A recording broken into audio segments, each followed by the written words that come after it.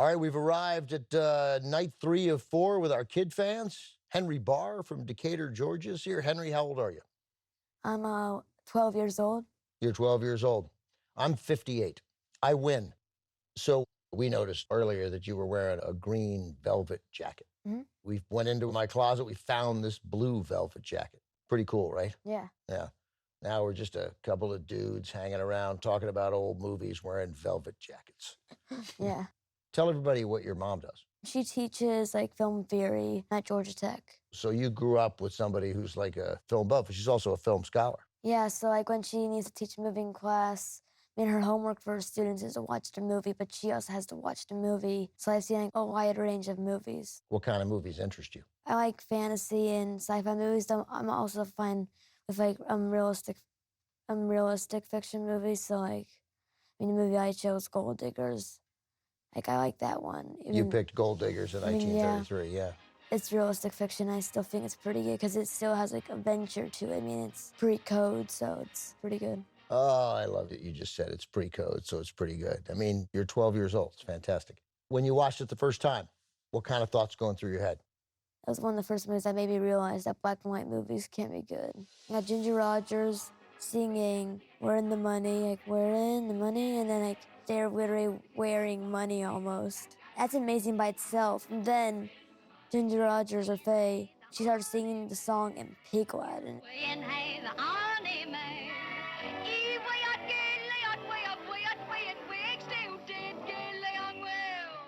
Just broke the stereotype in my head for what black and white movies were. Usually they were like romances and like Gold Diggers. It's a romance, but it's still exciting. This movie, can you tell people sort of what it's about? Like this about these? Sure. Yeah. So it's about these women in the Great Depression. They're in show business. Yeah. They're actors. They're actors. And then their director, because it's the Great Depression, he was trouble like finding money for the shows. Everybody's sort of running a little scam on everybody else, right? The rich people are running the scam on the girls, and the girls are trying to scam the rich people, but it's all ultimately for a sort of pure purpose, right? Yeah. But you don't exactly know how it's going to end up, which is nice.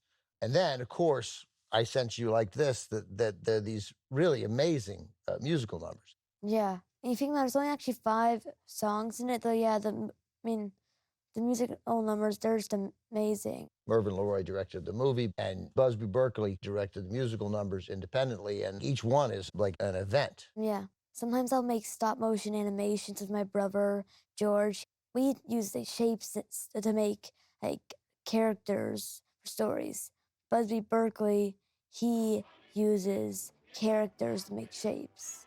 He uses the actors to make shapes. Yeah. It's a very interesting, thoughtful point there, Henry. You're 12 and your brother's 8, and you're making stop-motion animation together? Yeah, sometimes we'll do it. I'll, like, move it, and my brother will take the pictures. So you just move it a little, like half an inch, you take the picture, move it a little bit more, and then you have an app that strings it together. Yeah. That's really incredible that you make that. Do you like stop-motion animation films? Yeah. Do you know the name Ray Harryhausen? No, I do not. He's the greatest stop-motion animator ever and made a lot of really great stop-motion animation films, which I think you would probably like because they're sci-fi fantasy movies. So Gold Diggers, we won't spoil the end, but it ends pretty powerfully in the middle of the Depression, this notion that these are tough, these are tough times for a lot of people. Yeah, I think it's like how it begins with like a kind of a silly song, but then it ends with more serious. And I think that's interesting because I think it's probably because like in silliness, it doesn't really take background, but like the seriousness, it takes more of like a background to understand a little bit more. So yeah. Are you like the smartest 12-year-old in Georgia?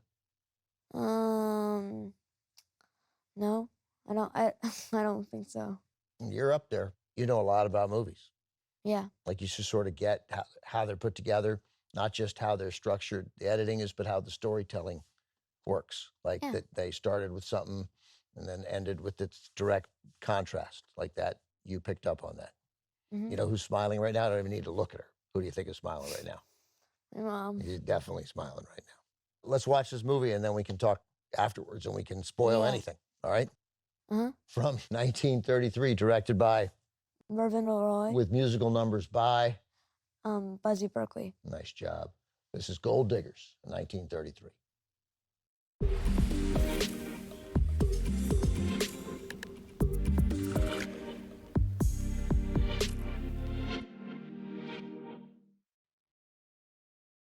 Welcome back to Boys in Velvet on TCM.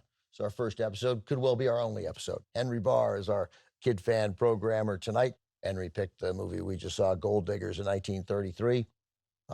So at the end, we have Joan Blondell's character doing the Forgotten Man number, which was not the original number. Originally, they were going to do the Pettin' in the Park number last. But now they end with the Forgotten Man number, and it just ends. Yeah, that always surprised me. Like, she sings the final note, and then it's ended. Yeah, it feels abrupt. I mean, all movies from this era, when they put all the credits in the front, sometimes the end feels abrupt. Yeah. But here, we never get back to our characters, right? We don't go backstage to find out the next step in any of these romances. Although I think it's pretty much inferred that everybody's getting married. Yeah. Of the couples that pair off, which one do you believe the least? I mean, I believe all of them are going to get married. I think, though, like, Trixie and Fan, I mean, I'm not sure they're, like, really in love. I think Trixie is just doing it for the money. I mean. It's a correct answer. That's right. Yeah. So, Henry, you look at these movies totally differently than other kids. You look at these movies differently than adults, which I'm very impressed by. And today we shot here on the set 3 other kid programmers. You watched their movies. Yeah, I did. How come? Actually, my mom made me watch Gold Diggers over and over again. I thought it'd be good to watch something else. These are people who also, I mean, but they're also here to probably also, they see movies somewhat like me, or they probably have similar tastes. So if they like them, I probably would like them. So I thought it'd be a good idea to test that theory and try watching them. And so you did. So you watched Blue Hawaii, and you watched The Great Dictator. Did you like them? Were they fun? Yeah, they were pretty fun. Yeah. What do you want to be when you grow up? I mean, I got to be honest, you're sitting there in your velvet jacket, you got your arms spread, you're all casual, you got your nice shoes, you got your cool dark jeans.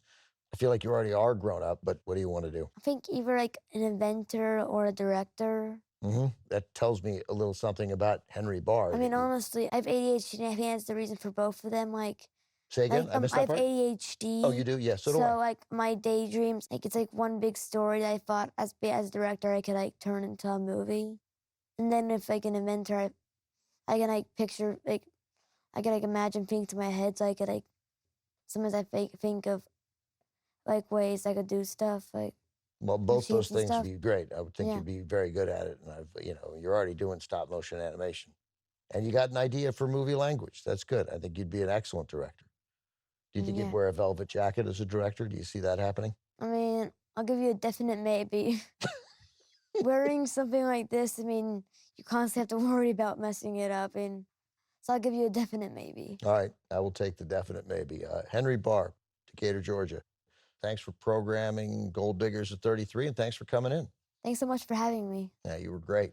Henry's work is done for the night, but we have another movie programmed by one of our kid fans coming up from 1932, Clara Bow in Call Her Savage. It's next on TCM. Next on TCM, Call Her Savage, then A Christmas Past, and later, Mon Oncle Antoine, Joyeux Noël de la part du TCM.